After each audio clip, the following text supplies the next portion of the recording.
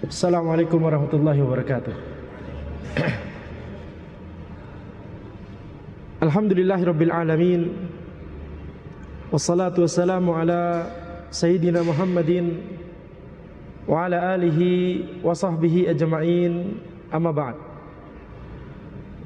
Alhamdulillah, kita panjatkan puji syukur kepada Allah Subhanahu wa taala yang telah memudahkan kita untuk menuntut ilmu syar'i, mengamalkan sabda Nabi Muhammad sallallahu alaihi wasallam, "May yuridillahu bihi khairan yufaqihu fid din." Barang siapa yang Allah kehendaki kebaikan untuknya, maka Allah akan berikan dia pemahaman agama yang sahih.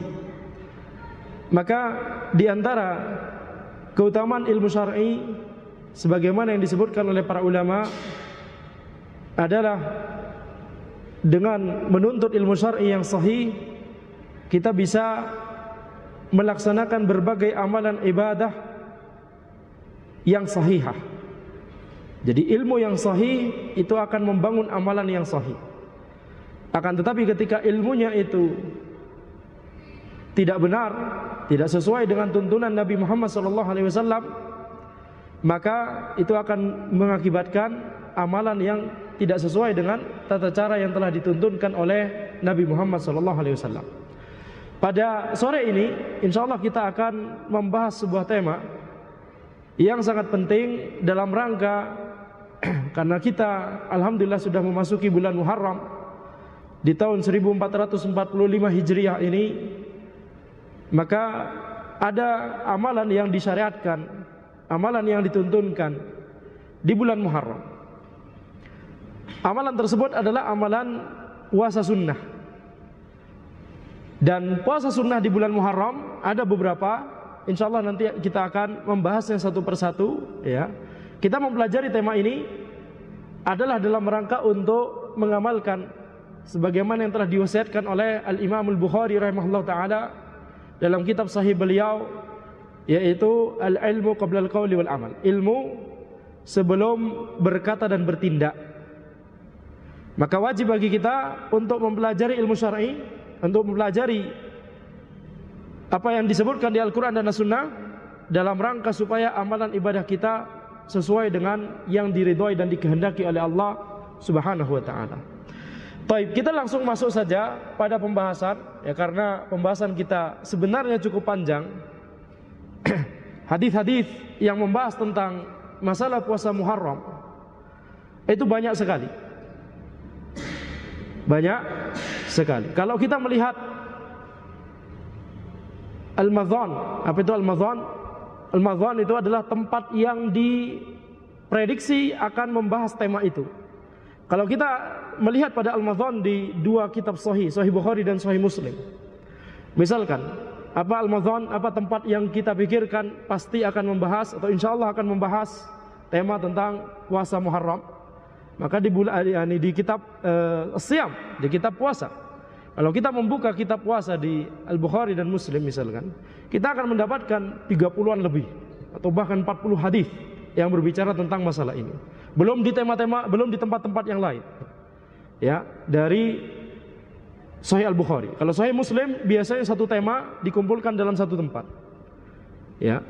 Akan tapi kalau Sahih Bukhari, maka satu tema bisa dimunculkan di beberapa tempat yang lain dengan tujuan tertentu. Baik. Maka kita langsung masuk saja pada pembahasan tentang keutamaan puasa Muharram. Yang pertama adalah ana akan menyampaikan suatu hadis di mana hadis ini adalah yakni mengandung maksud syariat dari mengapa disyariatkannya puasa di bulan Muharram, khususnya tanggal 10 Muharram, yaitu hari Asyura. Asyura itu berasal dari kata yakni Asyar 10 untuk memaksudkan hari tanggal 10 Muharram. Dari Abdullah bin Abbas radhiyallahu anhuma, beliau berkata, qadiman Nabi sallallahu alaihi wasallam al-Madinah. Nabi Muhammad sallallahu alaihi wasallam tiba di Madinah, fara'al yahuda tasumu yaum Asyura. Kemudian Nabi Muhammad sallallahu alaihi wasallam melihat orang-orang Yahudi berpuasa di hari Asyura, berpuasa di tanggal 10 Muharram. Faqala ma hadza? Kemudian Nabi Muhammad sallallahu alaihi wasallam bertanya, "Apa ini?" Qalu hadza yaumun salih. Orang-orang Yahudi kemudian berkata, ini adalah hari yang baik, hari yang soleh, hari yang baik. Hadza yaumun najjallahu bani Israil min aduwwihim. Ini adalah hari di mana Allah Subhanahu wa taala menyelamatkan Bani Israel dari musuh mereka. Allah Subhanahu wa taala di kisah antara Nabi Musa alaihissalam dengan Fir'aun, misalkan yang kita baca di surah Al-Qasas. Yani nuridu an namunna alladzina istud'ifu. Ya, Allah Subhanahu wa taala hendak untuk memberikan kenikmatan. Yani annamunna ala alladzina istud'ifu. Memberikan kenikmatan kepada orang-orang yang dihinakan oleh siapa? Oleh Firaun. Dengan cara apa? Naj'aluhum a'immah wa naj'aluhumul warithin. Allah Subhanahu wa taala akan memberikan mereka status a'immah, imam. Yani imam dalam al-haq dan imam dalam yani penguasa. Diberikan ardhus Syam al-mubarakah, diberikan bumi Syam yang diberkahi oleh Allah Subhanahu wa taala. Wa awrathnal qaumal ladzina kanu yustad'afuna masyariqal ardi wa magharibaha allati barakna fiha. Maka ini adalah Bani Israel di zaman Nabi Musa alaihissalam. Pada awalnya mereka adalah disebut di Al-Qur'anul Karim orang-orang yang diberikan yakni status sebagai a'immah, sebagai imam dalam hak al-haq. Sebagai yakni orang-orang yang diberikan kenikmatan, berbagai kenikmatan oleh Allah Subhanahu wa taala, salah satunya berupa kekuasaan di bumi Syam. Tetapi itu tidak berlangsung lama setelah mereka kemudian berbuat kesyirikan kepada Allah Subhanahu wa taala. Taib, itu kisah Nabi Musa alaihissalam. Sekarang kita balik lagi. Bani Israel di zaman Nabi Muhammad sallallahu alaihi wasallam, ya, orang Yahudi di zaman Nabi Muhammad sallallahu alaihi wasallam, ketika mereka tinggal di Madinah, mereka memiliki kebiasaan berpuasa di tanggal 10 Muharram. Dan mereka menjelaskan kepada Nabi Muhammad SAW, ini adalah hari di mana Allah Subhanahu wa taala menyelamatkan Bani Israel dari musuh mereka. Fasamahu Musa, sehingga Nabi Musa alaihissalam berpuasa pada hari ini dan akhirnya kami mengikuti ya tuntunan Nabi Musa alaihissalam. Di saat yang sama mereka berbuat kesyirikan, kufur kepada Nabi Musa alaihissalam. Di sisi yang lain mereka meneruskan syariat Nabi Musa alaihissalam, yakni berpuasa. Ajib. Inilah yang disebutkan di Al-Qur'anul Karim, mengambil sebagian, membuang sebagian. Ya, mengambil sebagian, membuang sebagian. Taib. Qala Nabi Muhammad sallallahu alaihi wasallam kemudian bersabda, "Fa ana ahaqqu bi Musa minkum." Fasamahu wa amara bisiyamihi. Nabi Muhammad sallallahu alaihi wasallam bersabda, aku lebih berhak kepada Nabi Musa alaihissalam daripada kalian. Aku lebih berhak kepada Nabi Musa daripada kalian, karena sama-sama ya seorang nabi dan rasul yang mendakwahkan kepada ketauhidan Allah Subhanahu wa taala. Fasamahu wa amara bisiyamihi. Maka akhirnya Nabi Muhammad sallallahu alaihi wasallam ikut puasa di hari Asyura tersebut, dan Nabi Muhammad sallallahu alaihi wasallam memerintahkan untuk berpuasa di hari tersebut, yakni memerintahkan kepada kaum muslimin, kepada para sahabat. Maka ini adalah alasan awal mulanya, yakni puasa Asyura itu disyaratkan dalam Islam. Dan kalau kita melihat lafaz ini, fa amara wa amara bisiyamihi, Nabi Muhammad SAW memerintahkan untuk melaksanakan puasa Asyura tersebut. Kata perintah di dalam syariat, di dalam Al-Quran dan Al-Hadis, itu mengandung dua kemungkinan. Bisa bermakna perintah yang wajib dan bisa bermakna perintah yang sunnah. Taib, bisa bermakna perintah yang wajib dan bisa bermakna perintah yang sunnah. Dan kaidahnya adalah ketika tidak ada keterangan, ketika tidak ada isyarat bahwa itu sifatnya sunnah, maka itu hukumnya adalah wajib. Hukum asal dari perintah adalah wajib. Kecuali kalau ada isyarat atau indikasi atau dalil lain yang menyebutkan bahwa hukumnya ternyata tidak wajib tapi sunnah, maka baru kita hukumi hukumnya sunnah. Nah, dalam masalah ini para ulama menjelaskan, awalnya puasa Asyura itu hukumnya wajib. Ya, hukumnya wajib di awal-awal Islam. Kenapa demikian? Karena kita lihat di lafaz hadis ini, wa amara bisiyamihi. Nabi Muhammad SAW memerintahkan para sahabat untuk berpuasa di hari Asyura tersebut. Kana yaumu Asyura ta'udduhul yahudu idan. Qala Nabi sallallahu alaihi wasallam fasumuhu antum. Dari Abu Musa al-Asy'ari radhiyallahu anhu, beliau berkata bahwa pada hari Asyura orang Yahudi itu menganggap hari Asyura sebagai Id, sebagai hari raya. Ya. Maka Nabi Muhammad SAW kemudian bersabda, fasumuhu antum, berpuasalah kalian, memerintahkan kepada para sahabat. Jadi kita lihat di sini orang-orang Yahudi berpuasa pada hari Asyura, tapi di saat yang sama menjadikannya seperti hari Aid. Kalau di syariat Islam, setiap antum ada hari Aid, wajib atau boleh atau sunnah atau bahkan haram untuk berpuasa, haram dan tidak sah. Haram dan tidak sah. Jadi perhatikan di sini perbedaan antara yakni prakteknya Yahudi. Kita tidak tahu apakah ini memang syariatnya Nabi Musa alaihissalam atau tidak, akan tapi ini adalah praktek yang dilakukan oleh orang Yahudi di zaman Nabi Muhammad SAW. Pada hari Asyura mereka berpuasa, tapi di saat yang sama mereka menjadikannya sebagai hari Id. Di hadis yang lain disebutkan bahwa mereka yakni melakukan sebagaimana yang dilakukan ketika hari Id, memakai pakaian yang bagus, kemudian makanan dan seterusnya. Zahirnya adalah setelah berbuka puasa dan seterusnya. Taib. Jadi ini adalah kebiasaannya orang Yahudi pada saat itu. Abdullah bin Abbas radhiyallahu anhu beliau berkata, qadima Rasulullah sallallahu alaihi wasallam al-Madinah fawajada al-yahud yasumuna yauma Asyura fasu'ilu an dzalik. Ini hadis yang mirip dengan hadis yang tadi. Itu ketika Nabi Muhammad sallallahu alaihi wasallam tiba di Madinah ketika hijrah, beliau mendapati orang-orang Yahudi berpuasa di Madinah pada hari Asyura. Kemudian ditanyakan kepada mereka, maka kemudian mereka berkata, hadzal yaum alladzi azharallahu fihi Musa wa bani Israil ala Fir'aun. Ini adalah hari di mana Allah Subhanahu wa taala memenangkan Nabi Musa dan Bani Israil atas Fir'aun. Fanahnu nasumuhu ta'ziman lahu. Akhirnya kami berpuasa dalam rangka memuliakan hari ini. Faqala Nabi sallallahu alaihi wasallam, nahnu aula bi Musa minkum. Kemudian Nabi Muhammad sallallahu alaihi wasallam bersabda, kami lebih berhak kepada Nabi Musa daripada kalian. Fa'amara bisaumihi. Kemudian Nabi Muhammad sallallahu alaihi wasallam memerintahkan untuk puasa di hari Asyura. Sehingga sebagaimana yang telah kita sebutkan tadi, puasa Asyura pada awalnya adalah puasa yang wajib. Di awal-awal Islam, sebelum disyariatkannya puasa Ramadan. Tapi sekarang pertanyaan, puasa Ramadan kapan diwajibkan? Kapan mulai diwajibkannya puasa Ramadan? Fardhu ain bagi kaum muslimin. Kalau kita melihat sirah, tahun keberapa Hijriah? Yang jelas setelah hijrah ke Madinah. Ada yang ingat atau ada yang mengetahui? Tawaduk semua antum? Tawaduk semua, masya Allah ya. Tapi anda mendengar tadi ada yang menjawab sepertinya tahun kedua Hijriah. Syekh Adam menjawab tahun keempat. Nanti murojaah lagi. Maka kita lihat di sini, ketika puasa Ramadan diwajibkan oleh Allah Subhanahu wa taala, maka baru pada saat itulah Nabi Muhammad sallallahu alaihi wasallam tidak mewajibkan kembali puasa Asyura. Sebagaimana hadis dari Aisyah radhiyallahu anha, beliau berkata, kanat Quraisyun tasumu Asyura fil jahiliyah. Orang-orang Quraisy berpuasa pada hari Asyura di zaman jahiliyah. Baik, dari hadis ini Sahih Muslim. Dari hadis ini kita juga mendapati bahwa hari Asyura tidak hanya dimuliakan oleh orang-orang Yahudi, tapi juga dimuliakan oleh orang-orang Quraisy, oleh orang-orang musyrik. Pada tanggal 10 Muharram. Wa kana Rasulullah sallallahu alaihi wasallam yasumuhu falamma hajara ila al-Madinah shamahu wa amara bi siyamihi. Nabi Muhammad SAW ketika sebelum hijrah, beliau juga terbiasa untuk berpuasa pada hari tersebut.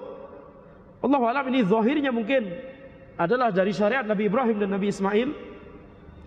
Kemudian ketika beliau hijrah, beliau juga berpuasa dan memerintahkan untuk berpuasa di hari Asyura, yakni memerintahkan untuk dengan perintah yang wajib. Falamma furida syahrul Ramadan qala man syaa shamahu wa man syaa tarakahu. Akan tapi ketika puasa Ramadan itu diwajibkan, maka baru kemudian Nabi Muhammad SAW bersabda, barang siapa yang berpuasa, barang siapa yang mau berpuasa maka silahkan berpuasa, dan barang siapa yang tidak mau berpuasa maka silahkan tidak berpuasa di hari Asyura. Nah, dari sabda Nabi Muhammad SAW ini,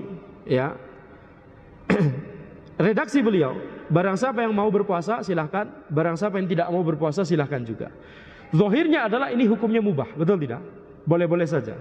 Sebagaimana kalau kita misalkan kita melihat makanan, antum kalau mau silakan makan, kalau tidak mau maka silakan tidak makan. Yani ini adalah definisi mubah.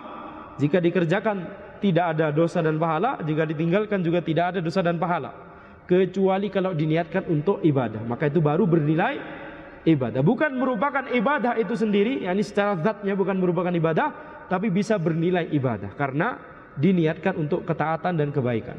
Baik. Akan tapi para ulama menjelaskan sebuah kaidah, yaitu setiap amalan ibadah tidak ada yang hukumnya mubah. Tidak ada amalan ibadah yang hukumnya mubah. Semua amalan ibadah hukumnya minimalnya adalah sunnah. Antara sunnah atau fardu kifayah atau fardu ain. Tapi bisa jadi amalan ibadah tersebut bisa jadi malah hukumnya turun menjadi haram. Seperti tadi puasa ketika hari Id, betul tidak? Akan tapi ketika pada hari Id tersebut, puasa tersebut tidak lagi disebut ibadah. Ya, ketika hukumnya haram, dia tidak lagi merupakan ibadah, tapi merupakan kemaksiatan kepada Allah Subhanahu wa taala. Sujud misalkan, sujud hanya kepada Allah Subhanahu wa taala, ibadah. Akan tapi ketika Allah Subhanahu wa taala memerintahkan misalkan iblis untuk bersujud kepada Adam alaihissalam, khalas. Ya, patokannya adalah apakah itu diperintahkan oleh Allah dan apakah itu dilarang oleh Allah Subhanahu wa taala. Baik. Jadi kita lihat amalan ibadah puasa yang sama. Terkadang wajib, terkadang sunnah, tapi terkadang bisa jadi haram. Poinnya, patokannya adalah apakah itu diwajibkan atau diharamkan oleh Allah Subhanahu wa taala. Sami'na wa ata'na. Kami mendengar dan kami taat. Maka di sini kita lihat baru setelah puasa Ramadan itu diwajibkan, puasa Asyura menjadi puasa sunnah. Jadi sejarahnya adalah berarti ya kalau kita menggabungkan dari berbagai hadis ini, dari zaman jahiliyah hari Asyura siapa yang berpuasa? Orang Quraisy, orang kafir Quraisy, kemudian orang Yahudi. Nabi Muhammad SAW zahirnya juga melaksanakan amalan puasa Asyura sebelum hijrah.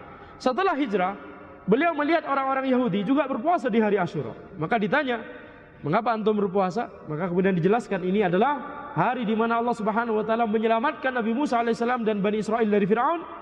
Kemudian pada saat itu Nabi Muhammad SAW baru mewajibkan puasa Asyura kepada kaum muslimin, kepada para sahabat. Nah, setelah puasa Ramadan diwajibkan, baru kemudian puasa Asyura menjadi hukumnya berubah menjadi sunnah. Baik. Maka di sini kita lihat para ulama telah menjelaskan dari berbagai dalil keutamaan dari puasa Asyura. Ya, keutamaan dari puasa Asyura, dan ini adalah tema utama kita di pertemuan kita kali ini insyaallah. Yakni tentunya ada berbagai masalah lain yang perlu kita sebutkan nanti, tapi inti utama dari majelis ini adalah supaya kita bisa beramal ibadah, melaksanakan ibadah puasa Asyura yakni besok insyaallah taala dengan amalan ibadah yang dibangun di atas ilmu. Kita pelajari terlebih dahulu ilmunya, baru kemudian kita mengamalkannya. Yang kedua, supaya kita bersemangat. Ya, supaya kita bersemangat dalam rangka menjalankan ibadah puasa tersebut setelah kita mengetahui keutamaannya. Maka yang pertama, keutamaan yang pertama dari puasa Asyura adalah bahwa puasa Asyura adalah puasa yang diutamakan oleh Nabi Muhammad SAW. Dalilnya contohnya misalkan dalam sebuah hadis yang diriwayatkan oleh Abdullah bin Abbas radhiyallahu anhu, beliau berkata, qala ma ra'aitu Nabi sallallahu alaihi wasallam yataharra siyama yaumin faddalahu ala ghairihi illa hadzal yaum, yaum Asyura wa hadzal syahr, yakni syahr Ramadan. Aku tidak pernah melihat Nabi Muhammad sallallahu alaihi wasallam yataharra. Apa maksudnya yataharra? Yakni yataharra itu berusaha keras untuk mengamalkannya. Tidak pernah melihat Nabi Muhammad sallallahu alaihi wasallam bersemangat, yakni berjuang untuk mengamalkan puasa pada suatu hari yang beliau anggap itu puasa yang utama, lebih utama dari puasa-puasa yang lain, kecuali hari ini, yakni hari Asyura dan bulan ini, yakni bulan Ramadan. Jadi kita lihat bagaimana Nabi Muhammad SAW memberikan keutamaan, mendahulukan atau memuliakan, gitu ya, memprioritaskan puasa Ramadan. Tentunya itu adalah fardu ain, jelas salah satu dari rukun Islam. Tapi juga puasa Asyura. Padahal puasa Asyura adalah puasa sunnah. Ya, puasa sunnah. Puasa wajib di dalam Islam cuma 3. Puasa yang fardu ain, yaitu puasa Ramadan. Yang kedua puasa nazar, dan yang ketiga puasa kafarah. Puasa nazar kalau seseorang itu bernazar. Puasa kafarah Kalau seseorang itu melakukan sesuatu yang menyebabkan dia harus membayar kafarah, bisa jadi kafarah sumpah atau kafarah yang lainnya. Tapi kita lihat di sini puasa yang diwajibkan berarti tanpa adanya sebab yang dilakukan oleh orang tersebut, tanpa nazar dan kafarah, adalah puasa Ramadan. Selain puasa Ramadan dan selain puasa nazar, selain puasa kafarah, hukumnya semuanya sunnah. Puasa Asyura salah satu puasa sunnah tersebut. Akan tapi kita lihat Nabi Muhammad SAW memuliakan dan mengutamakan puasa Asyura. Kalau ini diutamakan oleh Nabi Muhammad SAW, maka kita juga wajib untuk mengutamakannya. Wajib mengutamakannya, bukan menganggap puasa Asyura wajib, bukan ya. Tapi wajib menganggap hari Asyura, puasa Asyura itu memiliki keutamaan yang besar, sebagaimana Nabi Muhammad SAW menilainya sebagai suatu amalan yang memiliki keutamaan yang besar. Dari Ubaidullah bin Abi Yazid bahwa Ibnu Abbas radhiyallahu anhuma ditanya tentang puasa hari Asyura. Beliau berkata, "Ma'alimtu anna Rasulullah sallallahu alaihi wasallam shoma yawman yatlubu fadlahu 'alal ayyam illa hadzal yawma wala syahran illa hadzal syahra, yakni Ramadan." Aku tidak mengetahui bahwa Rasulullah sallallahu alaihi wasallam berpuasa pada suatu hari mengharapkan keutamaannya lebih daripada hari ini, yakni hari Asyura, dan bulan, yakni bulan Ramadan. Ini sama ya, semakna dengan hadis sebelumnya bahwa ada dua puasa yang diutamakan oleh Nabi Muhammad SAW, puasa Ramadan dan hari Asyura. Akan tapi ana menyebutkan dalil ini, kalau hadis sebelumnya di mana hari Asyura disebutkan pertama, kemudian puasa Ramadan disebutkan yang kedua, itu diriwayatkan oleh Al-Bukhari di Sahih Bukhari. Adapun hadis yang kedua di mana yakni tadi Ibnu Abbas, sama perkataannya begitu ya, sama-sama perkataan Ibnu Abbas, yaitu yang menyebutkan bahwa hari Asyura ini disebutkan pertama juga ya. Kemudian bulan Ramadan disebutkan yang kedua. Ya, jadi dari dua hadis ini untuk menegaskan bahwa dua-duanya sama-sama dengan urutan tersebut. Puasa Asyura, hari Asyura terlebih dahulu, baru puasa Ramadan. Taib. Jadi ana menyebutkan dua hadis ini dalam rangka untuk menjelaskan bahwa ini bisa jadi urutannya memang dimaksudkan demikian oleh Ibnu Abbas. Hari Asyura disebutkan terlebih dahulu, baru kemudian puasa Ramadan disebutkan terlebih dahulu. Kalau cuma menyebutkan satu hadis, mungkin kita berpikir ini bisa jadi ya cuma salah sebut begitu ya. Tapi kalau ada dua hadis yang berbeda, kemudian urutannya sama, maka ini kita bisa mendapatkan suatu yakni ilmu. Ini berarti ada kesengajaan dari Ibnu Abbas menyebutkan hari Asyura terlebih dahulu, baru puasa Ramadan. Sekarang pertanyaannya, apakah puasa hari Asyura lebih utama daripada puasa Ramadan? Itu pertanyaan Anda sekarang. Ada yang mau menjawab? Menjib. Taib. Ada yang mau menjawab? Apakah puasa Asyura lebih utama daripada puasa Ramadan? Tidak ada hadiah. Cuma sekotak tisu di sini. Atau bendera negeri kita, masya Allah.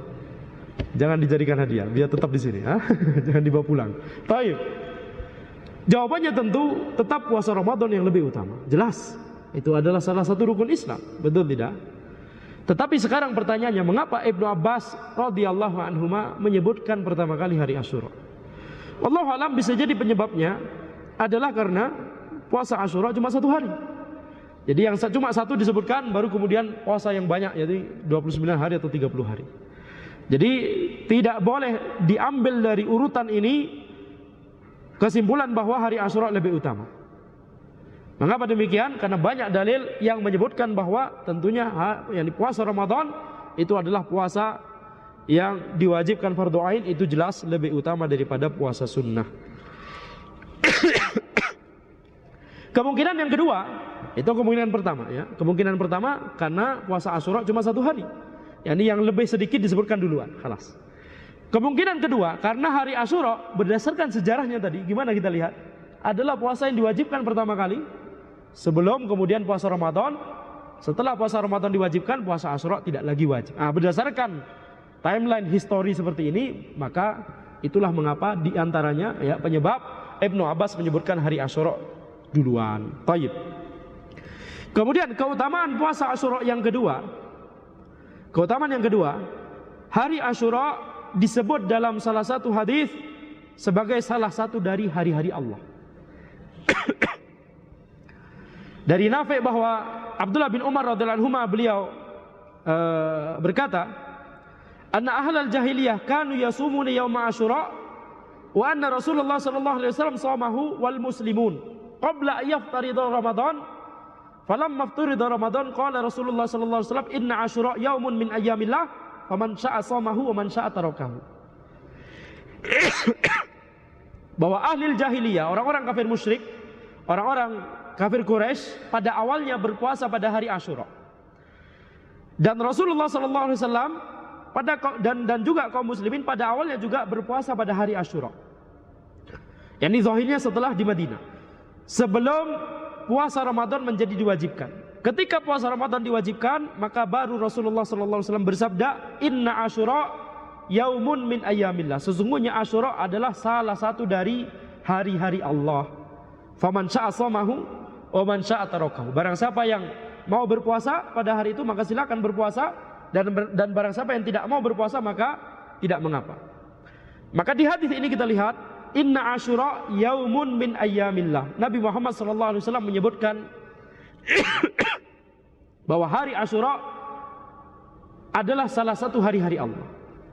Ketika suatu makhluk dinisbatkan kepada Allah Subhanahu wa taala, maka ini adalah bentuk pemuliaan. Contohnya misalkan Ka'bah. Ka'bah itu makhluk atau bukan? Makhluk atau bukan? Makhluk. Taib. Akan tapi disebut bahwa Ka'bah adalah Baitullah, rumah Allah Subhanahu wa taala, dinisbatkan kepada Allah Subhanahu wa taala. Maka itu maknanya apa? Maknanya ini adalah pemuliaan, pengagungan, pemuliaan dari Allah Subhanahu wa taala kepada makhluk tersebut. Demikian pula ruhullah. Ruhullah siapa ruhullah? Jibril alaihissalam. Ruhullah bukan maknanya ruh yang yakni bagian dari Allah Subhanahu wa taala, tidak. Ruhullah maksudnya adalah ruh ini adalah ciptaan Allah, dinisbatkan kepada Allah Subhanahu wa taala dalam rangka pemuliaan. Jadi sama ruhullah sama babnya dengan Baitullah. Sama-sama makhluk dinisbatkan kepada Allah Subhanahu wa taala dalam rangka memuliakan makhluk tersebut. Sama seperti Rasulullah, utusan Allah Subhanahu wa taala, Nabiullah, Nabi Allah Subhanahu wa taala. Betul tidak? Ini semua masuk dalam satu bab, yaitu sesuatu yang dinisbatkan kepada Allah padahal dia adalah makhluk, dinisbatkan karena dia dimuliakan oleh Allah Subhanahu wa taala. Jadi ini untuk menjawab syubhat bahwa ruhullah berarti Allah memiliki yakni ada sebagian syubhat, ya syubhatnya yakni Nasara, Trinitas, yang mengatakan bahwa itu bagian dari Allah Subhanahu wa taala sehingga Tuhan ada tiga. Ini kesalahan. Di dalam Islam ruhullah, ruh itu adalah makhluk. Sama seperti Baitullah, bait rumah adalah makhluk. Sama seperti Rasulullah, Rasul adalah makhluk. Betul tidak? Nah, hamba Allah dan Rasulullah. Beliau adalah hamba Allah. Ini makhluk Allah Subhanahu wa taala. Nah. Jadi ini sesuatu yang dinisbatkan kepada Allah Subhanahu wa taala dalam rangka memuliakan. Nah, ada sesuatu yang dinisbatkan kepada Allah dan itu bukan makhluk. Contohnya misalkan kalamullah. Taib, kalamullah, firman Allah Subhanahu wa taala. Itu adalah sifat Allah. Yadullah. Misalkan dalam Al-Qur'an, yadullahi fawqa aydihim. Tangan Allah di atas tangan-tangan mereka. Ini tangan Allah, ini adalah sifat Allah Subhanahu wa taala. Ya, laisa kamitslihi syai', tidak ada yang semisal dengan Allah. Jadi kita tidak boleh membayangkan tangan Allah sama seperti tangan makhluk atau serupa dengan tangan makhluk. Akan tapi kita yakini bahwa Allah memiliki sifat tangan dengan sifat tangan yang sesuai dengan kesempurnaan dan keagungan dan kemuliaan Allah Subhanahu wa taala, dan tangan Allah tidak mungkin sama dengan tangan makhluk. Taib. Jadi ada sesuatu yang dinisbatkan kepada Allah dan itu adalah makhluk, dan ada sesuatu yang dinisbatkan kepada Allah tapi itu bukan makhluk. Tetapi itu adalah sifat Allah Subhanahu wa taala. Contohnya kalamullah, ya, yadullah, kemudian juga ya banyak yang lain. Ya, ini rahmatullah, rahmat dari Allah Subhanahu wa taala. Rahmat adalah salah satu sifat Allah Subhanahu wa taala. Ridha Allah Subhanahu wa taala itu adalah juga salah satu sifat Allah Subhanahu wa taala. Taib. Maka di sini kita lihat di hadis ini disebutkan bahwa hari Asyura disebutkan sebagai salah satu dari hari-hari Allah Subhanahu wa taala. Tidaklah disebutkan demikian kecuali ini dalam rangka pemuliaan dan pengagungan dari Allah Subhanahu wa taala kepada hari tersebut. Kemudian keutamaan yang ketiga, puasa Asyura itu menggugurkan dosa selama 1 tahun sebelumnya. Sebagaimana hadis yang diriwayatkan oleh Abu Qatadah Al-Ansari radhiyallahu anhu bahwa Nabi Muhammad sallallahu alaihi wasallam bersabda, "Siyamu yaumi Arafah ahtasibu 'ala Allah ayyukaffira as-sana allati qablahu was-sana allati ba'dahu. Wa siyamu yaumi Asyura ahtasibu 'ala Allah ayyukaffira as-sana allati qablahu." Puasa hari Arafah, aku berharap kepada Allah Subhanahu wa taala agar Allah menggugurkan ya dosa 1 tahun sebelumnya dan 1 tahun setelahnya. Sedangkan hari Asyura itu menggugurkan dosa 1 tahun sebelumnya.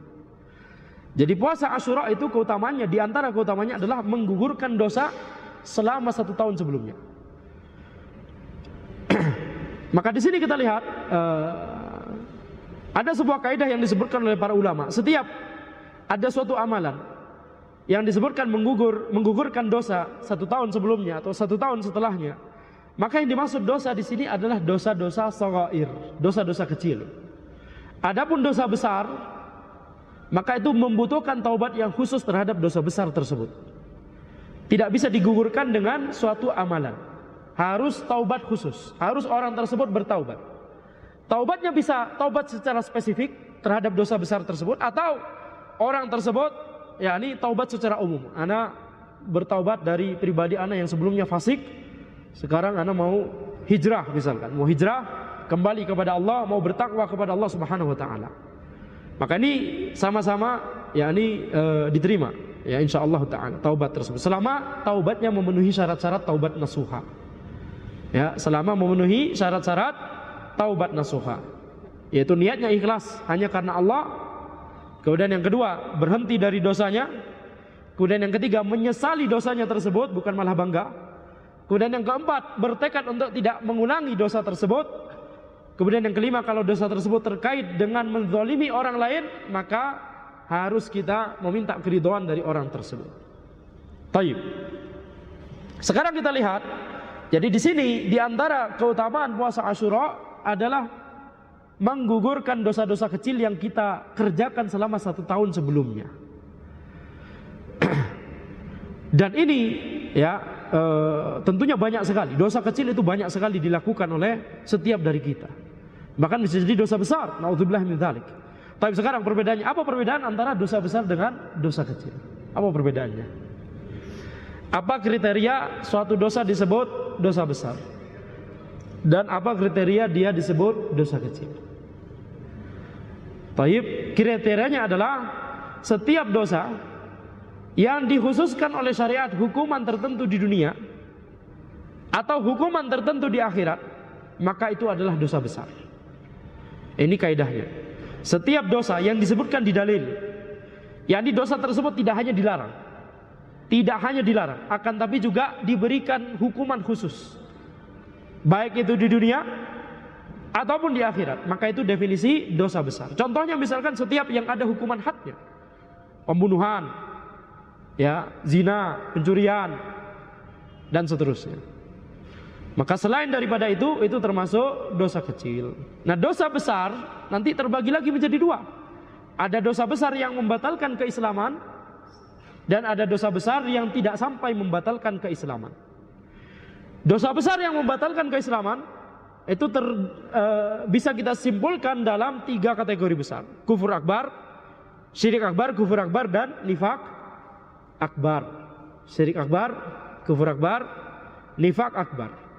Adapun dosa besar yang tidak termasuk membatal keislaman, contohnya yang tadi yang kita sebut pembunuhan, zina, pencurian, ya, ada orang membunuh bukan berarti kemudian dia tidak lagi dianggap muslim oleh Allah Subhanahu wa taala, tidak. Ya, ini tidak mengeluarkan pelakunya dari Islam.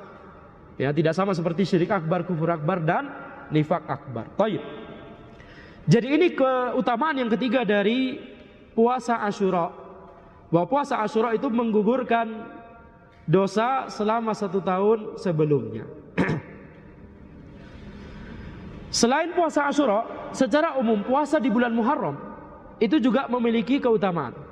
Ya, selain puasa Asyura cuma salah satu hari dari bulan Muharram tanggal 10. Jadi secara umum seluruh hari di bulan Muharram ini memiliki keutamaan. Ya. Mengapa demikian? Karena bulan Muharram itu adalah salah satu bulan-bulan haram. Ya, salah satu bulan-bulan haram. Jadi setelah bulan Ramadan, maka puasa itu memiliki keutamaan di bulan-bulan haram. Ada 4 bulan. Sesuai dengan urutannya, urutan keutamaan, bulan haram itu ada 4. Yang pertama adalah Al-Muharram. Kemudian Rajab. Kemudian Dzulhijjah. Kemudian Dzulqa'dah. Nah, ini adalah 4 bulan haram. Setelah itu ada bulan yang juga dimuliakan puasa di situ, yaitu bulan Sya'ban. Walaupun perhatikan bulan Sya'ban bukan termasuk bulan haram. Taib. Jadi di bulan Muharram secara khusus, selain dia termasuk bulan haram, bahkan bulan haram yang paling utama daripada 3 bulan haram yang lain, ada sebuah hadis yang menyebutkan bahwa Nabi Muhammad SAW bersabda, "Afdhalus siyami ba'da Ramadan syahrullahil Muharram." Puasa yang paling utama setelah bulan Ramadan itu adalah puasa di bulan Muharram. Wa afdhalus salati ba'dal faridah salatul lail. Dan salat yang paling utama setelah salat 5 waktu adalah salat malam. Nah, dari hadis ini kita mendapatkan kesimpulan bahwa inilah yakni puasa yang paling diutamakan setelah Ramadan.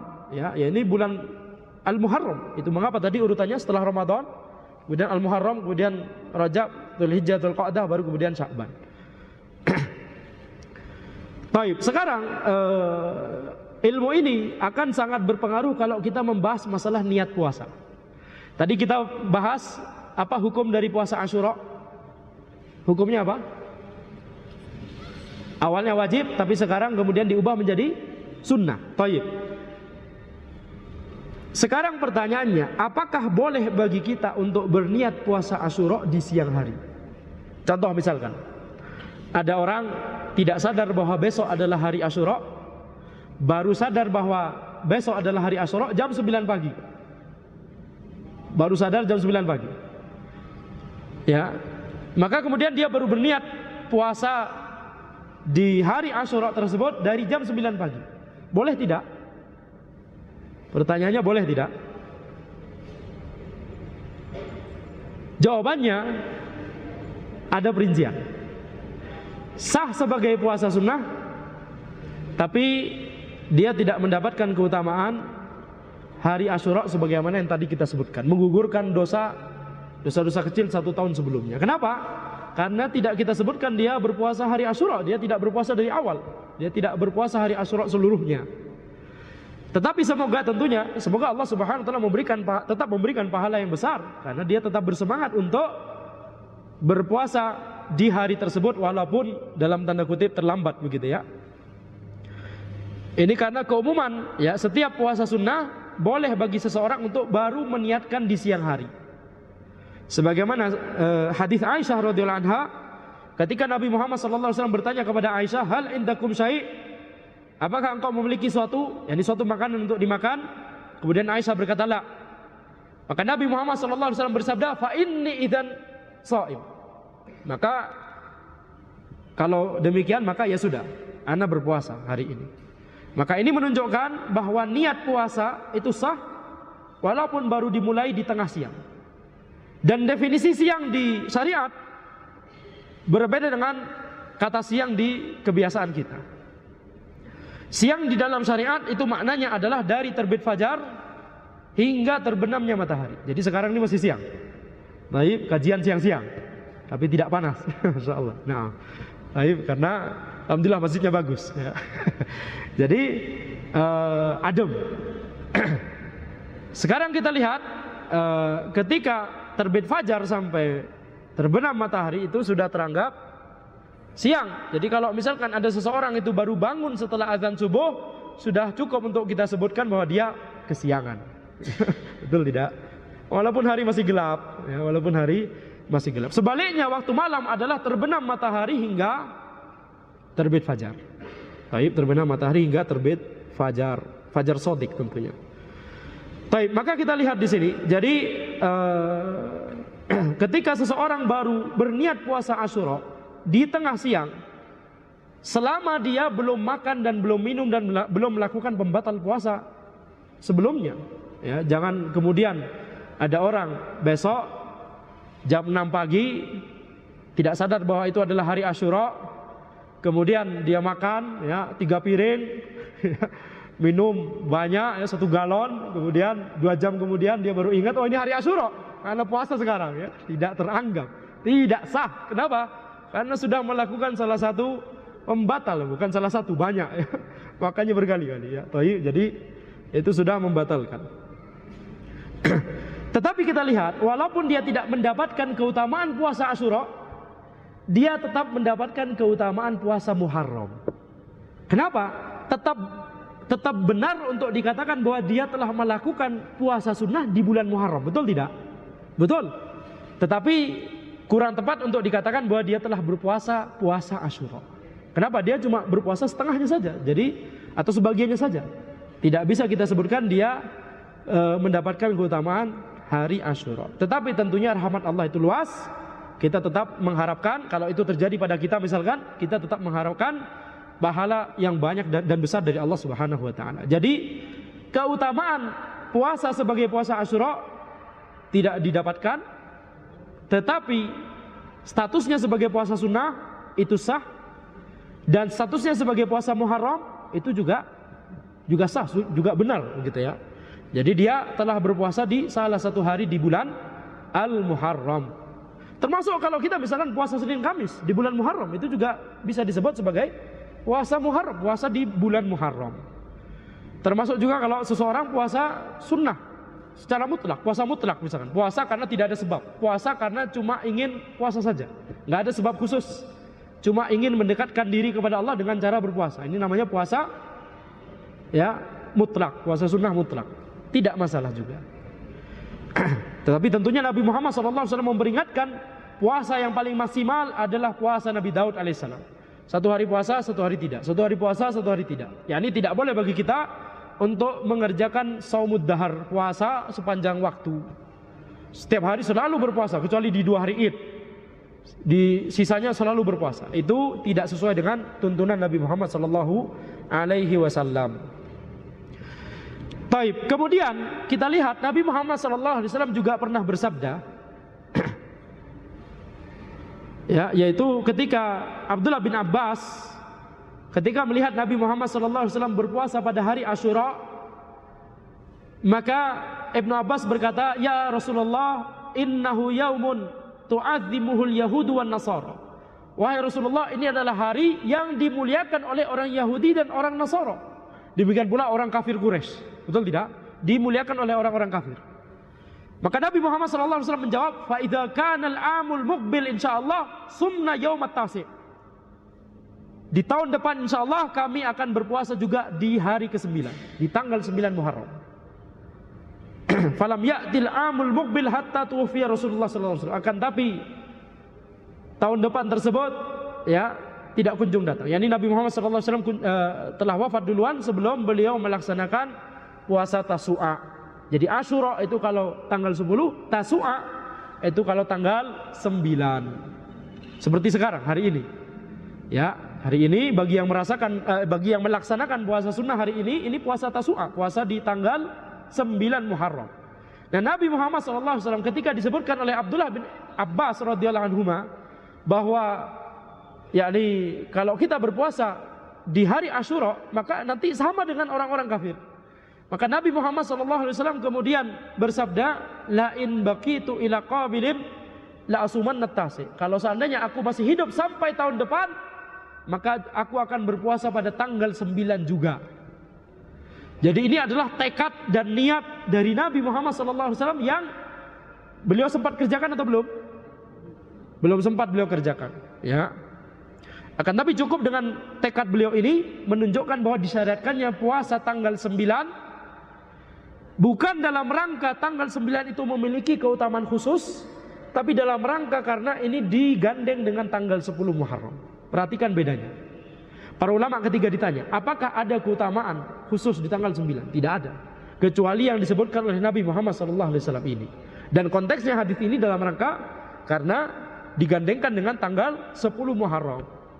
Jadi tujuan puasa disyariatkan juga di tanggal 9 itu dalam rangka menyelisihi orang-orang Yahudi dan orang-orang Nasara, menyelisihi ahli kitab.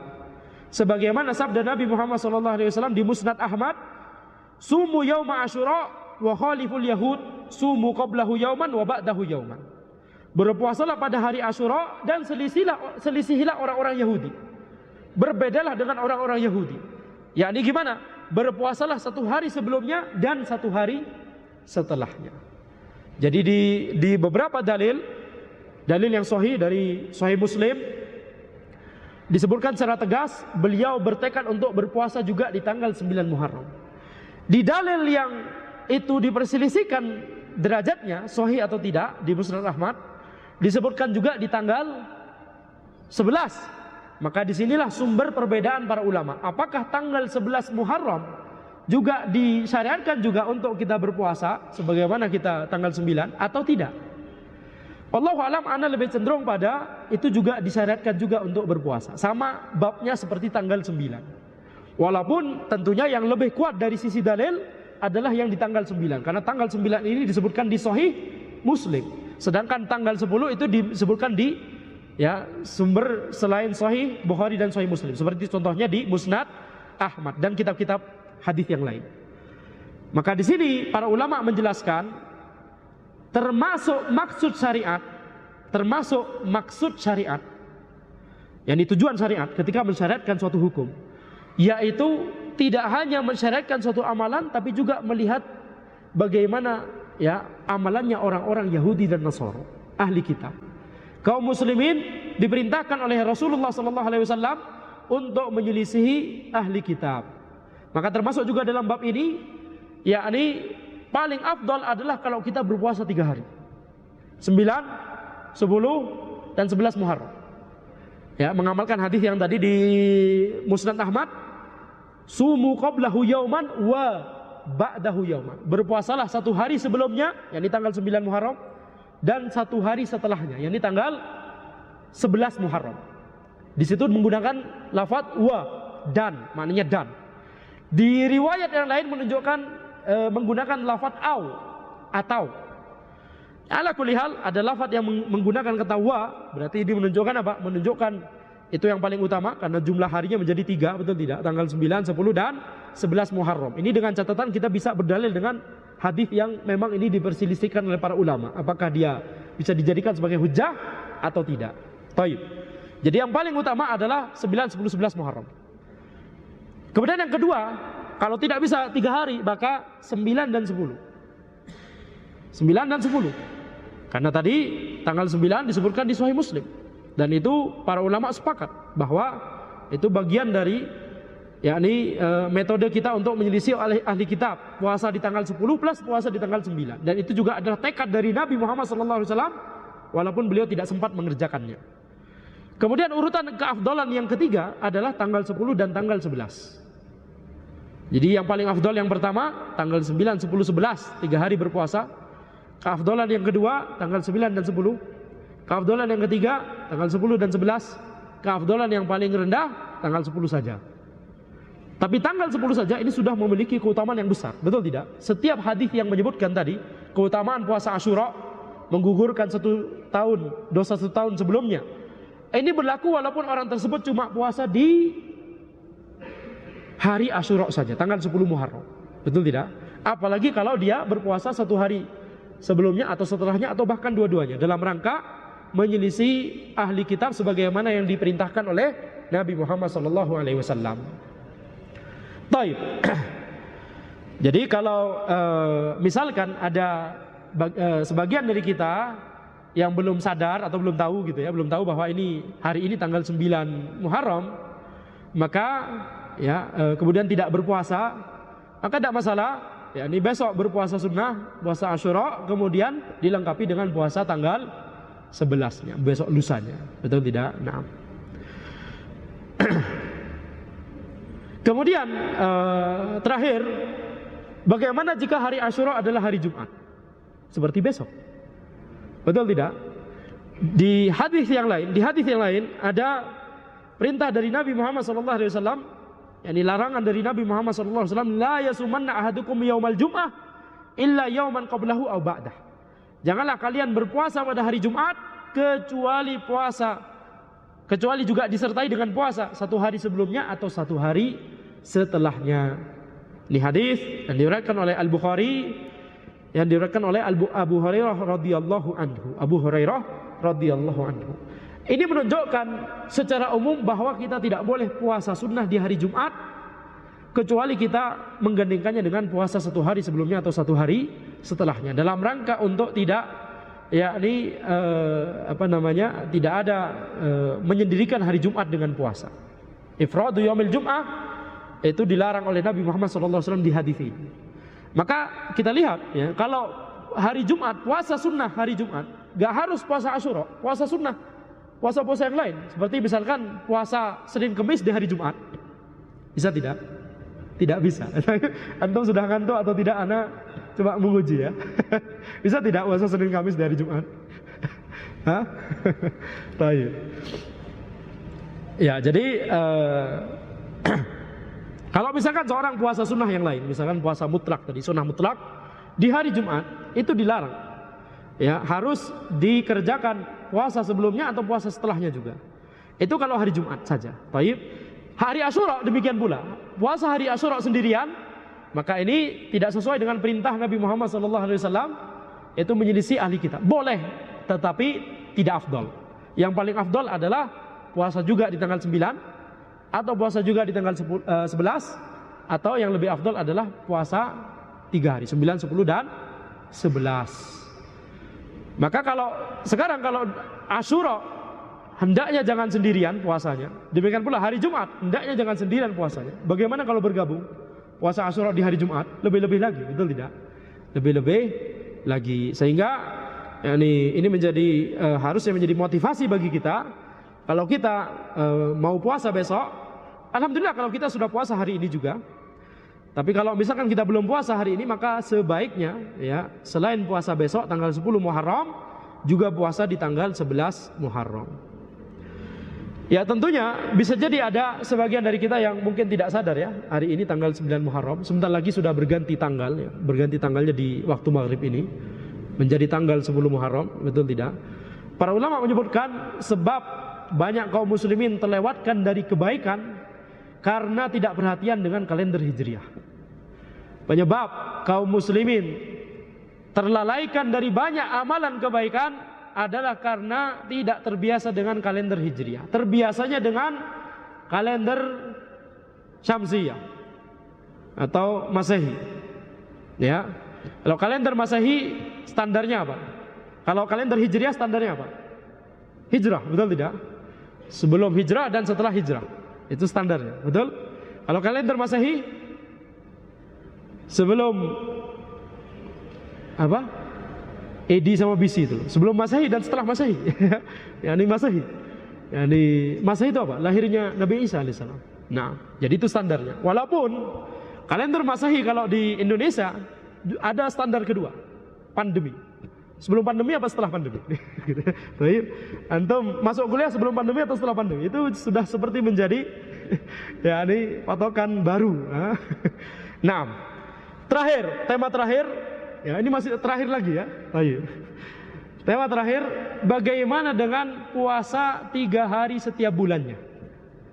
Pertanyaan misalkan, kalau ada seseorang puasa di tanggal 9, 10 dan 11 Muharram, apakah tetap disunnahkan bagi dia untuk puasa Ayyamul Bid 13, 14, 15 Muharram? Ya, Ayyamul Bid ya, ini puasa 3 hari di tanggal 13, 14, 15 di tiap bulannya, kecuali Ramadan. Tidak ada kemudian antum 13, 14, 15 Ramadan kemudian antum bilang Anda lagi puasa Ayyamul Bid. Tidak ada puasa sunnah di bulan Ramadan. Baik. Nah. Ya. Jadi para ulama menjelaskan bahwa keutamaan puasa ada, jadi ada amalan puasa 3 hari di 1 bulan dan ada amalan puasa Ayyamul Bid. Ini 2 hal yang berbeda. Banyak ulama mengamalkan puasa 3 hari di setiap bulannya kecuali Ramadan bertepatan dengan ayyamul bid, karena ada hadis yang menyebutkan demikian. Tetapi kalau kita melihat pada dalil yang menyebutkan keutamaan puasa 3 hari di setiap bulan itu dalil umum. Misalkan sahabat Ibnu Umar radhiyallahu anhu ketika beliau bersemangat untuk melakukan amalan, beliau bertanya tentang berapa banyak ana harus baca Al-Qur'an, ya, berapa hari sekali khatam, berapa banyak ana berpuasa. Di antara rangkaian itu hadis yang panjang, di antara rangkaiannya di situ adalah ya ini yang paling minimal 3 hari tiap bulan berpuasa. Jadi disebutkan secara umum 3 hari tiap bulan berpuasa. Bisa di awal, bisa di akhir, bisa di tengah, bisa tidak harus berurutan. Bisa 1 hari di awal, 1 hari di tengah, 1 hari di akhir. Jadi keutamanya adalah keutamaan yang umum. Tidak harus ayyamul bid. Walaupun ada hadis yang menyebutkan demikian dan banyak para ulama mengamalkan demikian, tetapi kita kembalikan kepada keumuman hadis yang menyebutkan keutamaan puasa 3 hari di setiap bulan kecuali Ramadan. Maka berdasarkan hal tersebut, para ulama menjelaskan kalau seandainya seseorang mencukupkan dengan puasa 3 hari tanggal 9, 10 dan 11 Muharram, maka insya Allah dia juga dia juga telah melaksanakan puasa 3 hari di 1 bulan. Dengan syarat dia meniatkan, dengan syarat dia menghadirkan juga niat tersebut, dengan syarat dia juga menyadari ini ana juga meniatkan dalam rangka ini salah satu dari puasa tiga puasa di bulan tersebut. Tapi kalau tidak diniatkan, ya kita berharap rahmat Allah itu luas, ya, selama orang tersebut melaksanakan 3 hari di puasa di 1 bulan tersebut, semoga juga tetap mendapatkan keutamaan. Tapi tentunya lebih afdol lagi adalah dengan menghadirkan niat. Baik. Sekarang bagaimana kalau orang tersebut memilih juga untuk melakukan amalan puasa ayyamul bid? Tidak masalah juga, karena berdasarkan ada hadis yang memang menyebutkan ada puasa yang khusus di ayyamul bid. Jadi tanggal 9, 10, 11 kita puasa dalam rangkaian puasa Asyura dan Tasu'a dan puasa 11 Muharram. Kemudian tanggal 12 tidak puasa, kemudian 13, 14, 15 dalam rangka ayyamul bid. Ini yang paling afdol tentunya, tidak masalah. Ya, dua-duanya sama. Ini perkara yang luas, mau pilih yang 6 hari itu puasa semuanya atau mencukupkan 3 hari dengan tanggal 9, 10 dan 11, itu juga tidak mengapa insyaallah taala. Baik. Maka demikian yang bisa Anda sampaikan dalam majelis ini. Silakan jika ada pertanyaan.